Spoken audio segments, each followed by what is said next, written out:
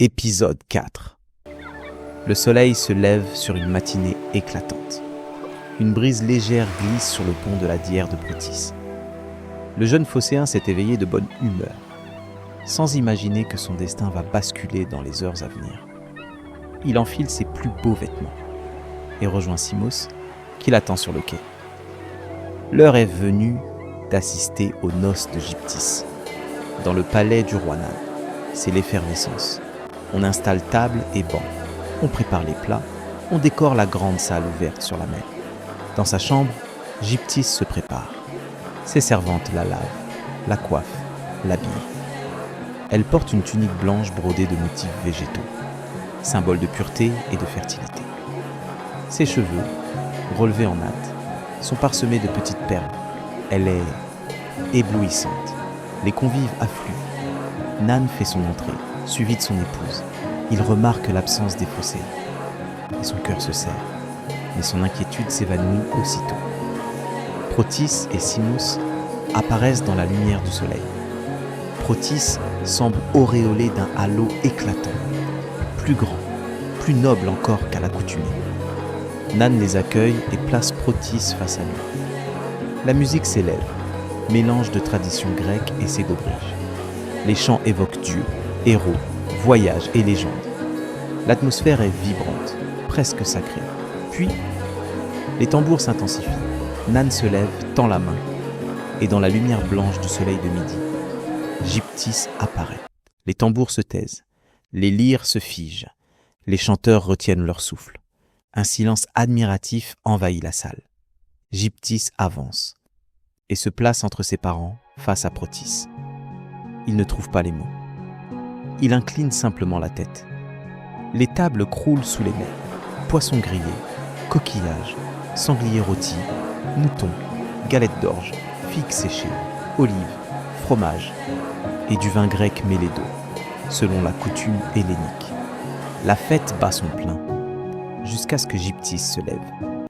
Le silence tombe comme un voile. C'est l'instant solennel, celui qui engage Gyptis et tout son peuple. Nan lui tend une coupe de vin. Elle la lève, la baisse, parcourt l'assemblée du regard. Puis, les mains tremblantes, elle avance entre les tables. Elle s'arrête devant Protis. Elle lui tend la coupe.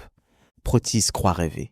Il se lève, prend la coupe, et la salle explose de joie. Gyptis se blottit dans ses bras. L'alliance des Grecs et des Ségobriges est scellée. Et une cité nouvelle vient de naître, Massalia.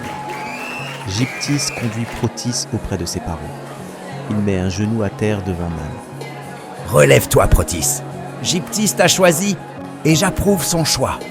Votre union est celle de deux êtres et de deux peuples. Je vous offre la baie qu'elle aime tant, près de Lacidon. Créez-y votre cité, si tel est votre désir. J'accepte avec joie. Je protégerai Gyptis et je ferai de cette baie un lieu de prospérité. Les deux hommes échangent une coupe de vin. La fête se prolonge tard dans la nuit. Gyptis et Protis quittent les convives. Elle sait qu'elle abandonne la maison de son père pour suivre un homme venu d'au-delà des mers.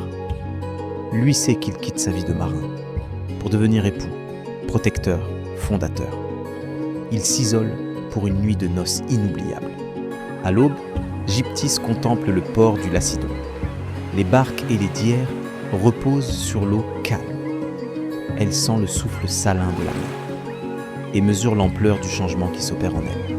Protis la rejoint.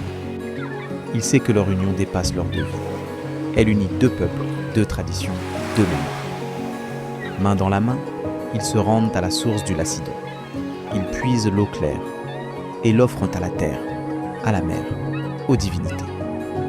Un rituel de pureté, un rituel de fertilité, un rituel d'avenir. Protis rejoint Simos pour un dernier adieu. Les deux amis s'étreignent longuement. Simos, ému, dit « Prends soin de toi, mon ami, ainsi que de ta délicieuse épouse. » La voile se gonfle, la dière s'éloigne, puis disparaît derrière la lumière du soleil. Nan conduit Gyptis et Protis vers leur domaine. Les habitants les accueillent chaleureusement. On appelle cette calanque le Massaliens. Mais Protis préfère un autre nom, Massalian, Massalian, Massalia, répète-t-il. Massalia?